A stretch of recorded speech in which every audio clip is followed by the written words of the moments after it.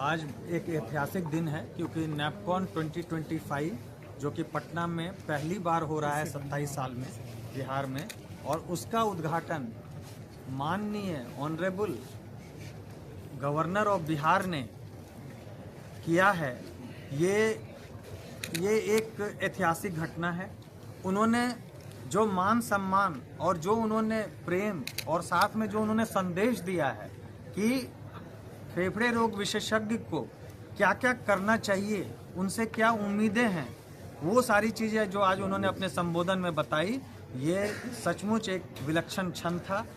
यहाँ करीब 700 जो डॉक्टर्स थे वो आज यहाँ सम्मिलित हुए इस इनॉग्रेशन सेरेमनी में। तो उससे हमें बहुत खुशी है कि इतना ज़्यादा लोगों के मन में उत्साह था आज के इनॉग्रेशन सेरेमनी के लिए। तो ये एक ऐतिहासिक पल है और मुझे पूरी उम्मीद है कि आज जिस तरह से 12 प्रशिक्षण केंद्र में सैकड़ों जो प्रशिक्षणार्थी थे, जो डॉक्टर्स थे, यंग डॉक्टर्स थे, हर प्रशिक्षण क्षेत्र में 100 डॉक्टर थे, यानी 1200 डॉक्टर ने पूरे बिहार से, पूरे देश से, देश विदेश के डॉक्टरों से प्रशिक्षण लिया है। ये अभूतपूर्व है। किसी भी नैपकॉन कॉन्फ्रेंस में इतनी ज़्यादा लोगों की सहभागिता नहीं रही है और मुझे पूरा उम्मीद है कि अगला 3 दिन इससे भी बहुत ज़्यादा अच्छा होने वाला है। बिहार का आयोजन पहली बार हुआ है जी, बिहार के लोगों को क्या बेनिफिट? जी, बिहार के लोगों को इसमें ये बेनिफिट है कि जो निदान, इलाज, नवीनतम तकनीकें और जो स्किल की ट्रेनिंग दी जा रही है इस कॉन्फ्रेंस में और जानकारी दी जा रही है, उससे जो बिहार के डॉक्टर्स जो इसमें सम्मिलित हो रहे हैं, जो कि करीब 700 डॉक्टर्स बिहार से ही हैं, जो 2500 में 700 डॉक्टर्स बिहार से हैं, तो उन सारे लोगों को फ़ायदा होगा। और उससे जो है बिहार की जनता जब उनसे इलाज कराएगी तो वो बेहतर इलाज करा पाएगी।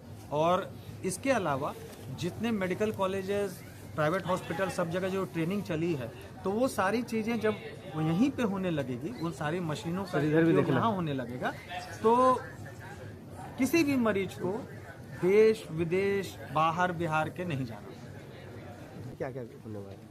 अगले 3 दिन में करीब 500 व्याख्यान होंगे, इसके जो कि 6 हॉलों में चलेगा इसी ज्ञान भवन में। जी जी। इसके अलावा उसमें कई शोध पत्र 2 दिन तक लगातार प्रस्तुत किए जाएंगे यंग साइंटिस्ट के द्वारा, यंग डॉक्टर्स के द्वारा।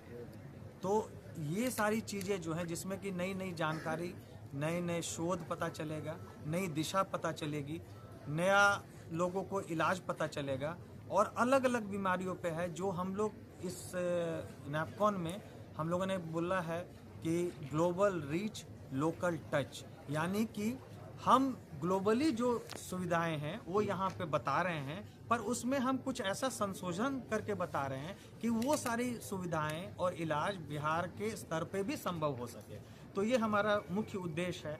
इसके अलावा जो है कई सारी बीमारियों जो हमें बिहार के लोगों को परेशान कर रही हैं, जैसे resistant TB, COPD, chronic bronchitis, lung cancer के मामले बढ़ते जा रहे हैं, फेफड़ा के सिकुड़न के मामले बढ़ते जा रहे हैं, ILD बीमारी अब बहुत ज़्यादा पकड़ा रही है। जो पहले कभी महीने में एक मरीज दिखा करता था आज से 15-20 साल पहले, अब जो है वो मरीज लगभग हर दूसरे दिन किसी भी फेफड़े रोग विशेषज्ञ के पास आ जा रहा है। तो ऐसा क्यों हो रहा है, इस पर भी शोध होगा, और इसका जो नवीनतम इलाज है वो कैसे हो। और इसके अलावा जो प्रदूषण है, जो अभी आपको पता है कि पटना का या बिहार में AQI जो है वो 200 से लेके 450 तक पहुंच जाता है, तो वो काफ़ी ज़्यादा स्तर का है। तो उस प्रदूषण के रोकथाम के बारे में भी बात की जाएगी। गवर्नर साहब आए थे तो कुछ इस पर बातचीत हुई? हाँ, उन्होंने बताया तो कि प्रदूषण का जो है जो स्तर है और जो पार्टिकल साइज हैं और उससे जो नुकसान हो रहा है, तो उन्होंने कहा कि सबको मिलके इस पे करने की ज़रूरत है।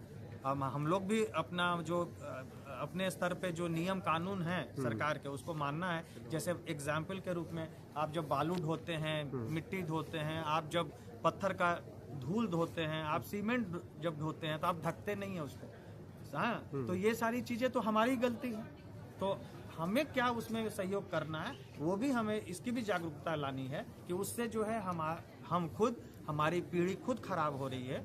और इसके अलावा जो सरकार कर सकती है उसमें वो जो भी बेहतर कर सकेगी वो करेगी। Thank you.